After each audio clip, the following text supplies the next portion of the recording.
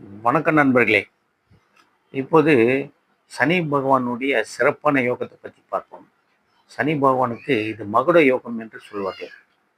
அவர் பார்த்தீங்கன்னா, லக்னத்துக்கு 10ஆம் இடத்துல, ரிஷப லக்னத்துக்கு 10லும், மிதுன லக்னத்துக்கு 10லும், கன்னியா லக்னத்துக்கு 10லும், தனுர் லக்னத்துக்கு 10லும், மகர லக்னத்துக்கு 10ஆம் இடத்திலும் அமர்ந்து, அவர் அமர்ந்த வீட்டுக்கு 2ஆம் வீட்டில் குரு பகவான் அமர்ந்து, அவர் 9ஆம் பார்வையாகவே சுக்கிர பகவானையோ, தனித்த சந்திர பகவானையோ, தனித்த புதன் பகவானையோ பார்த்துவிட்டால், இந்த மகுட யோகம் சிறப்பாக இருக்கும். இந்த யோகம் படைத்தவர்கள் பொன் பொருள் சேர்க்கை, பதவிகள் உயரும், உயர்ந்த அந்தஸ்தில் இருப்பார்கள், பேரும் புகழும் அடைவார்கள்.